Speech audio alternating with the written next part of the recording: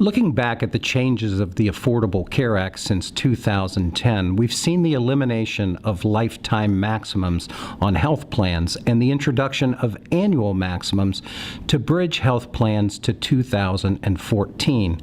In 2014, there will be no lifetime maxes or annual maximums on any health plan.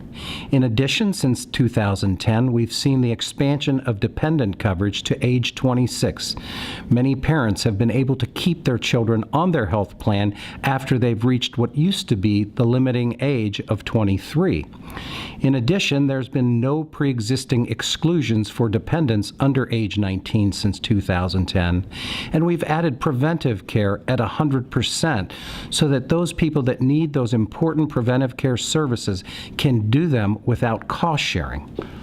Looking forward to 2014 and beyond, we're going to see significant changes in the way underwriting is done in insurance. We're going to see covered benefits expanded. We're going to see insurers required to spread the risk differently. Health insurance marketplaces will be a way for people without health insurance or small groups under 50 to purchase insurance. For all health plans, including our health plan, there will be taxes involved in the Affordable Care Act that will affect the cost of health insurance. In addition, employers will be responsible for offering coverage or subject to a penalty. Finally, there are affordable care benefit mandates that will affect health plans. First, let's talk about the health insurance marketplace, who it's for, and how it will work. The health insurance marketplace is for people who don't have coverage through their employer or have previously been denied coverage because of a pre-existing condition. It's intended to be a web-based experience, much like we buy plane tickets on Expedia.com. And in that fashion, people will go online, find the plan that's right for them, and purchase that insurance. They may be, depending upon their income level, eligible for premium assistance from the federal government. Beginning in 2014, there are significant taxes that go into effect to pay for the Affordable Care Act. One of those primary taxes is on the insurance industry itself, where premiums collected by insurance companies will have to pay a 2.3% industry tax to the federal government. For AultCare, that tax amounts to about $9 million a year.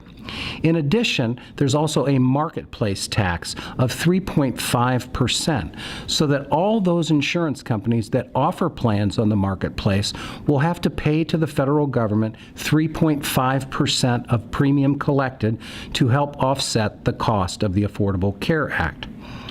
There's also a tax on medical devices that went into effect January 1, 2013.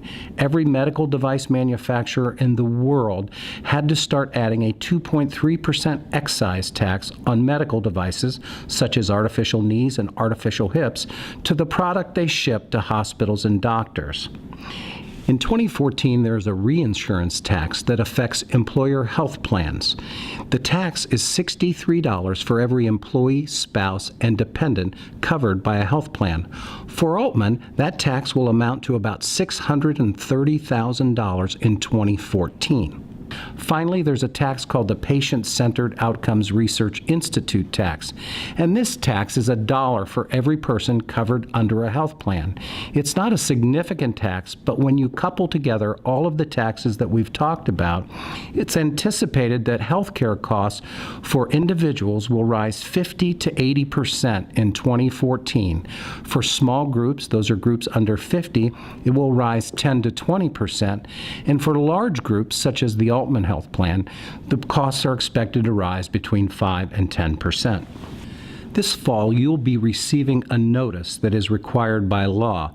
This notice talks about marketplace plans and who is eligible for those marketplace plans. Because Altman's plan is both affordable and meets the coverage requirements, you will not be eligible to participate on the marketplace plans unless you are not eligible to participate on the Altman health plans.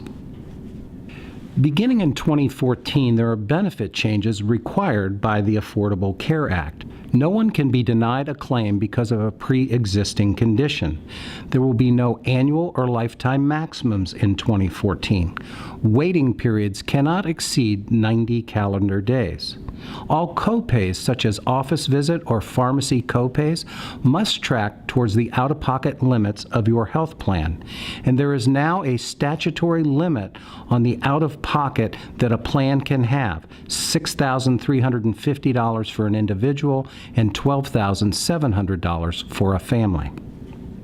If you have additional questions about healthcare reform, you can find information at altcare.com/reform.